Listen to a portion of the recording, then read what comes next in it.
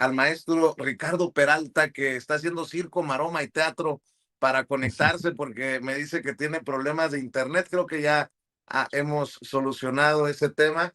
Y si no, pues la gente va a entender.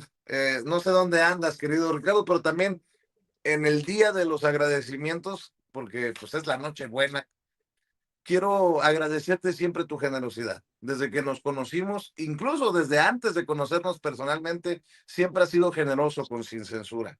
Generoso en el trato, generoso siempre con tus comentarios. Y por fin se nos dio que la vida te diera los tiempos para estar semana tras semana en este espacio. Y te quiero agradecer por lo que contribuyes a esta revolución pacífica de las conciencias desde esta trinchera independiente y alternativa. No somos monedita de oro, sobre todo yo, pero qué bueno que sumamos en esta trinchera independiente y alternativa, y qué gusto enorme que formes parte de estos esfuerzos, querido maestro. Mi querido Vicente, pues en efecto es un día de mucho agradecimiento, de mucho cariño para la gente que nos ve aquí en Sin Censura con tu programa valiente, inteligente, un programa proactivo, porque tú nos has invitado simplemente a decir lo que pensamos, precisamente sin censura. Y esta es una audiencia única.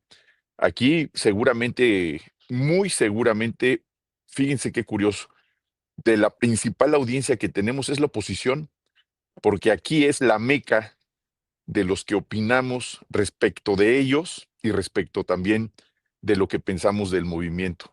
Así que el agradecido soy yo, querido Vicente. Muchas gracias. Pues estoy aquí en la Ciudad de México. Tuve problemas con el internet, así que para no tener problemas de transmisión, me vine a la parte más alta, me refiero a la más alta a la azotea literalmente, para tener transmisión de mi celular porque se fue el internet de la compañía y que vienen quién sabe en cuántos años a repararlo. Dije, pero no puedo fallar. Ni que fuera Total Play de Salinas Pliego. Exactamente. Entonces, de que cumplo, cumplo.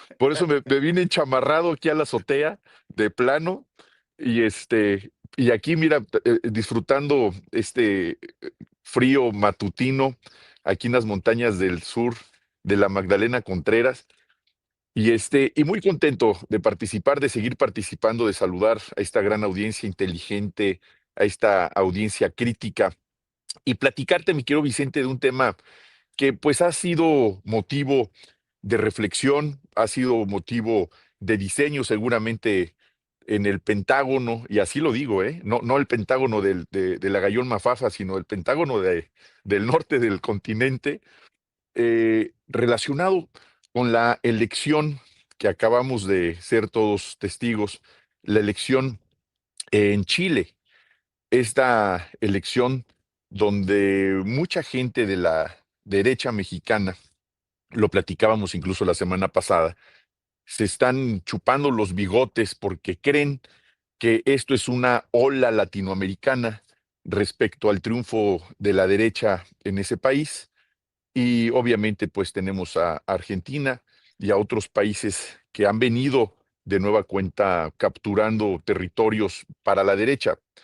Pero recordemos, y es importante que la audiencia que no estuvo la semana pasada lo escuche de nueva cuenta, recordemos que nuestro país tiene una historia diversa. Los conservadores, los liberales, que hemos estado pues en una pugna ideológica sobre el proyecto y el país que queremos. No vamos a coincidir en muchas cosas, en algunas quizá, pero en lo que no vamos a coincidir jamás es en el entreguismo. Nunca vamos a coincidir en la intervención extranjera. Nunca vamos a coincidir en que se rompa una hermandad latinoamericana, en esa soberanía bolivariana, me refiero a Simón Bolívar, pensando en una América para los americanos, pero una América para los americanos de todo el continente, no para los norteamericanos. Y este comentario que les hago ahora es precisamente sobre una reflexión. ¿Qué número de habitantes hoy realmente gobierna la izquierda latinoamericana? yo me di a la tarea de hacer una investigación muy sencilla, sumando la población particularmente de los países más grandes, no por denostar a los países más pequeños de Latinoamérica, pero los países más grandes que todavía gobierna la izquierda y que debemos de hacer lo necesario para que continúe ese diseño latinoamericano que alguna vez pensó Simón Bolívar, que han pensado muchos libertadores de América cuando nos enfrentamos a ese colonialismo salvaje, que a algunas personas no les gusta que hablemos de colonia, porque aquí no fue una colonia, esa es otra historia, sino fue un virreinato, que es distinto a una colonia, pero bueno, ese es otro tema. Me refiero a lo que tenemos que seguir haciendo como latinoamericanos. ¿A quiénes me refiero? Pues me refiero al gigante Brasil, me refiero a nuestros hermanos colombianos y evidentemente a México. Esa suma de población nos da más o menos 385 millones de personas que todavía estamos siendo gobernados con una visión de progresismo, con una visión de izquierda, donde aquí hay muchas izquierdas, muchas visiones, donde no necesariamente el progresismo, como se le ha mencionado, ha ayudado a resolver los temas de fondo. Aquí yo quisiera hacer un paréntesis. ¿Qué tanto los que se llaman o se denominan progresistas y esas políticas y esas condiciones que se han venido desarrollando van resolviendo la lógica de lo que significa la izquierda en el mundo y Latinoamérica? El lenguaje inclusivo, los derechos humanos, vaya, nadie está en contra o no muchos están en contra de esa condición, pero eso realmente resuelve también el tema de las mayorías gobernadas por la izquierda. Pensemos en eso. ¿Cuánta gente se ha alejado de la izquierda por confundir el progresismo con la izquierda? Yo creo que la izquierda es mucho más amplio que una limitada reflexión sobre el progresismo. Insisto, no estoy en contra de nada de ello, pero sí se tiene que hacer una autorreflexión en el movimiento a nivel global para empezar en nuestro país y sí, la creación de un frente común latinoamericano de los tres países que hoy siguen siendo gobernados por la izquierda, que no por el progresismo, para seguir enfrentando esta avanzada de la derecha internacional que busca, a como dé lugar, ir ganando espacios.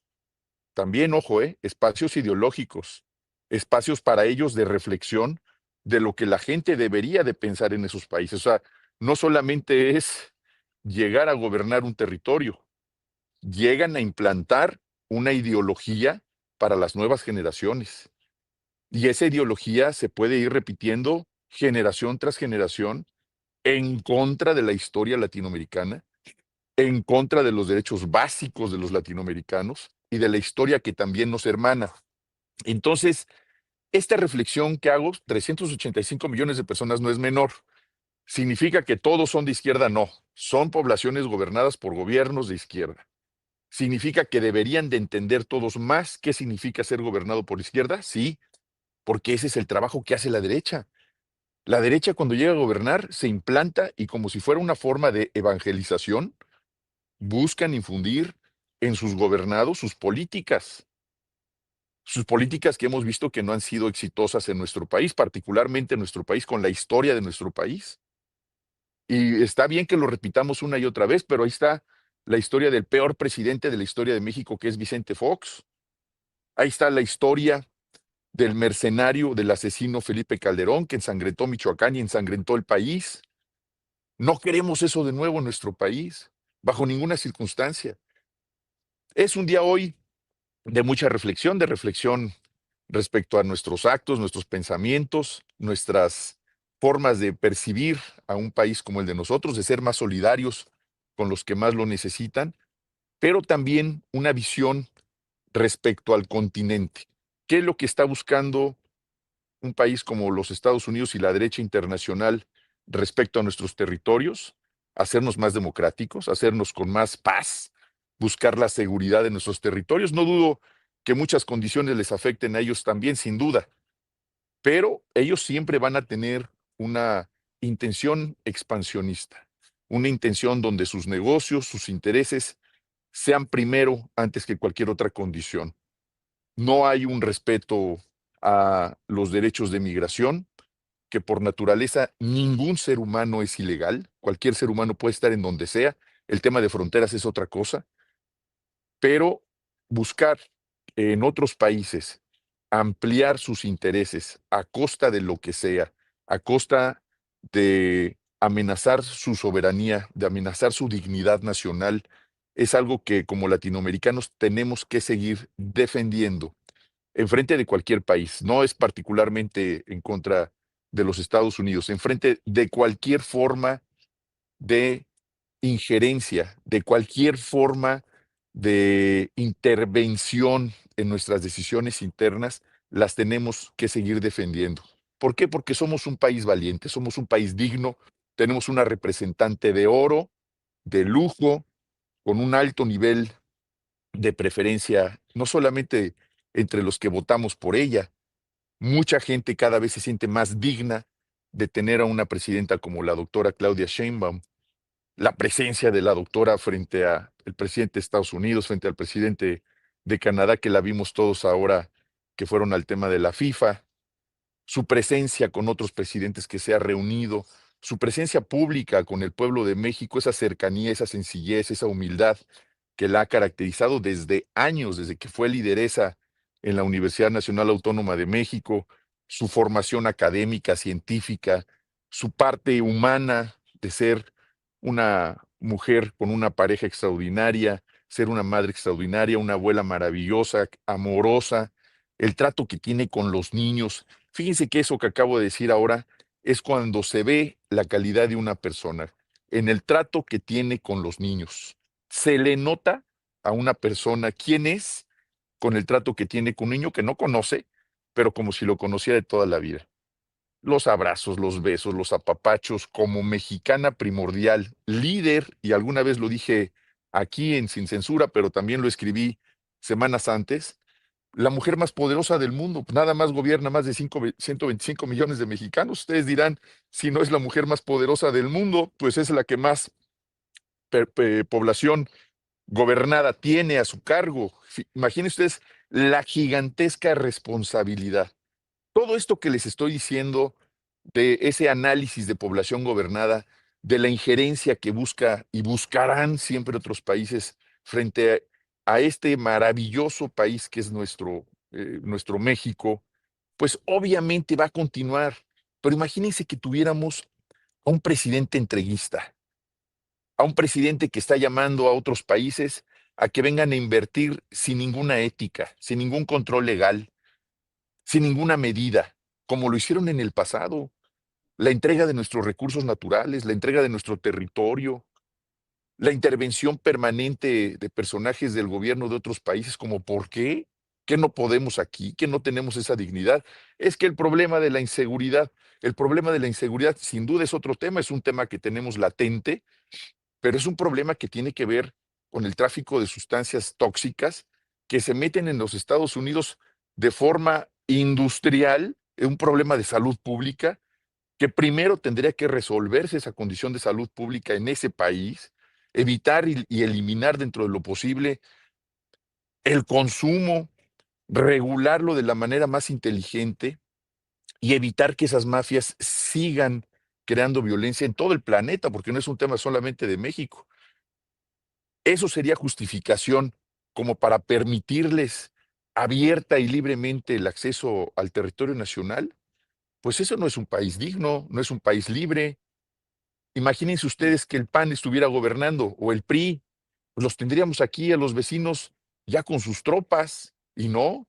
México es un país libre, es un país digno, es un país valiente, es un país lleno de mexicanos valientes y como decía la presidenta Claudia Sheinbaum, nuestro himno nacional, los que han construido este país, así lo escribieron en un hijo, cada uno de los hijos de este país es un soldado y seguiremos un soldado ante cualquier condición y podemos hacer y seguir diciendo de la manera más pacífica posible que este país solamente es gobernado por mexicanos y las decisiones de este país las tomamos nosotros y con esa valentía y con ese patriotismo tenemos que hacerlo en todos los ámbitos donde nos desarrollemos.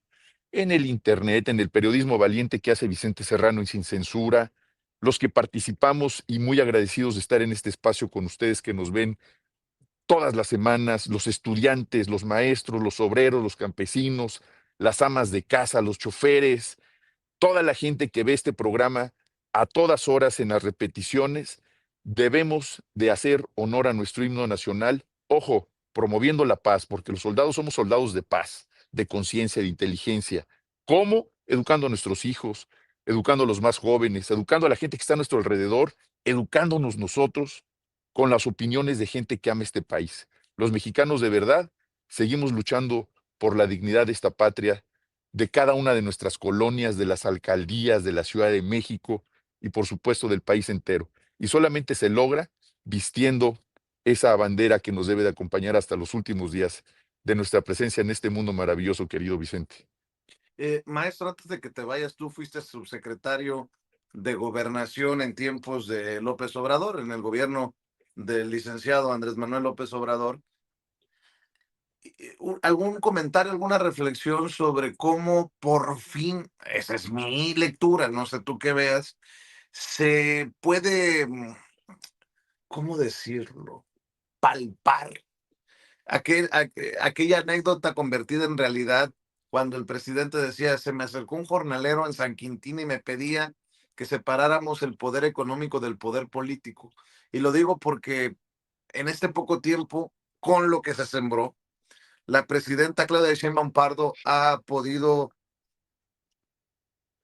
estar en una situación de exigirle a Ricardo Salinas Pliego que pague sus impuestos y se acaba de anunciar que otro magnate tiene que pagar lo que está establecido, lo que le corresponde por la contaminación del río Sonora, y me refiero a Germán Larrea y Grupo México, en momentos en que también se soluciona un conflicto laboral histórico como el de las mineras en Cananea, ¿no? En Así Cananea, es. Sonora, precisamente. ¿Qué te queda? O sea, ¿qué reflexionas? Sí, claro que tenemos que decir que vamos avanzando, que vamos por el camino correcto. Bueno, esa es mi lectura, maestro Ricardo Peralta. Yo creo que se rompió la sociedad que había, y lo digo de sociedad como parte accionaria, como miembros de una sociedad. Insisto, cuando el presidente López Obrador, no cuando asume la presidencia, desde que el presidente López Obrador se le tiene considerado en el ámbito político, te estoy hablando hace por lo menos 35 años, cuando empieza a tener mayor participación en los medios de comunicación y él empieza a hablar de la concepción de una patria nueva en nuestro país, y ya cuando se hace presidente de la República y comienza con este proyecto de la cuarta transformación, hablándola como la continuidad de la Revolución Mexicana o una etapa posterior a la Revolución Mexicana en una consolidación de una patria nueva, habla también de romper esa sociedad, insisto, desde el punto de vista accionario. Cuando alguien es accionario de una sociedad, pues tiene dividendos y esos dividendos tienen que ver con la plusvalía que pudiera valer una empresa y las ganancias que tendría esa empresa para efectos de una actividad empresarial. Se rompió, se disolvió esa sociedad que hubo durante décadas entre los que gobernaban el país y las empresas. Por eso es que hubo décadas de contubernio entre grandes empresarios y miembros del gobierno. Así se explican las riquezas interminables de muchísimos políticos de los periodos del PRI, que fueron más de 80 años en algunas regiones del país, en algunos todavía siguen gobernando, desafortunadamente, uno o dos estados de la República, Durango y Coahuila, sigue gobernando el PRI, no ha habido un cambio de régimen, y del PAN, por supuesto, Aguascalientes, Chihuahua, Guanajuato, donde no han podido romper precisamente con ese nexo entre los empresarios y los políticos que han gobernado esos territorios. Ahí vamos avanzando y estoy seguro que en el 27 se va a dar la gran sorpresa en muchos de esos territorios. Pero cuando se rompe esa sociedad y dejan de ser socios, dejan de ser accionistas los políticos de esas empresas, entramos a una etapa de realidad. Y esa etapa de realidad es precisamente esa división donde el poder económico, donde el poder político no debe entenderse desde el punto de vista de los dividendos con las ganancias de las empresas. Nadie está en contra de que un empresario haga negocios, fomente la riqueza, pague impuestos y evidentemente haga crecer la economía de un país. Nadie está en contra de eso. De lo que nadie está y debe de estar de acuerdo es que esos dividendos, esas ganancias, sean compartidas con miembros del gobierno. Lo dijo el presidente incansablemente, lo dijo, lo repitió. Si alguien quiere dedicarse a la actividad económica, que lo haga, es lícito, ¿por qué no? ¿Quieres tener restaurantes? ¿Quieres tener barberías? ¿Quieres tener una flotilla de vehículos para rentarlos? ¿Quieres tener una televisora? ¿Quieres tener un banco? Claro que sí, totalmente lícito. Es más, vengan a invertir a México, inviertan en México, claro que sí. Pero si hay un contubernio donde las obligaciones de los empresarios, de las personas físicas con actividad empresarial, de las personas morales, de pagar impuestos, pues eso se tiene que pagar, sí o sí. Y además, esta es una condición histórica. Está en la Biblia, lo he dicho aquí. Lo de Dios a Dios y lo del César al César, que este es un pasaje cuando le preguntan a Jesús si la gente debe de pagar impuestos al Imperio Romano. Y Jesús les respondió así: lo de Dios a Dios y lo del César al César. Más allá de la condición bíblica, que además hoy recordaremos ese nacimiento de Jesús, que no debe de quedar nada más en una simple celebración, sino todos esos principios cristianos que debemos de tener todos, o por lo menos entenderlos, y el que los quiera creer, que los crea y que los practique, en eso precisamente, en la contribución. Cuando te vuelves en contribuyente, es una contribución al Estado mexicano para constituir el presupuesto, para constituir el erario. Ese erario, ese presupuesto, se debe de distribuir precisamente entre muchas cosas en los programas sociales de nuestro país. Sacar a más de 13 millones de personas de la pobreza es un acto humano, es un acto cristiano. Bueno, si muchos van a celebrar la Navidad por reunirse, qué bueno, por divertirse, qué bueno, pero si lo van a hacer también por celebrar un principio cristiano, que es ayudar al prójimo, este es un acto así. Contribuir por un derecho, una obligación legal, pero también para hacer un acto humano. Se tiene que contribuir, todos pagamos impuestos. Directa e indirectamente, todos pagamos impuestos. Y si se ha ganado dinero en este maravilloso país, se ha multiplicado la riqueza de muchos empresarios en este país, se tiene que contribuir. Lo señala la Constitución. Cuando hay alguna divergencia, ahí están los tribunales. Ha habido litigios larguísimos, se tiene que pagar, insisto, más allá de la ideología, más allá de las aspiraciones políticas que todo mundo tenemos derecho en este país libre para hacerlo, pero también tenemos estas obligaciones. Entonces, cuando se rompe esa relación del interés político con el interés económico, pues viene una etapa de realidad. Y esa etapa de realidad es hacer cada quien lo que le corresponde. Los empresarios a generar riqueza, los empresarios a generar empleos y también a pagar impuestos como la gigantesca mayoría lo hace. Y así es como el presidente López Obrador en su momento y por supuesto la presidenta Claudia Sheinbaum ha continuado con esa lógica y lo vimos ahora en esta reunión que tuvo la presidenta Claudia Sheinbaum con los hombres del dinero en nuestro país, tanto con el Consejo Coordinador Empresarial como también este grupo de hombres de negocios de México. Vimos que la saludaron, le dieron sus respetos y además han señalado las inversiones millonarias que van a llegar a nuestro país a partir de este 2026. Y ahí están los datos de la inflación. La inflación se ha mantenido estable, el crecimiento económico va siendo una realidad.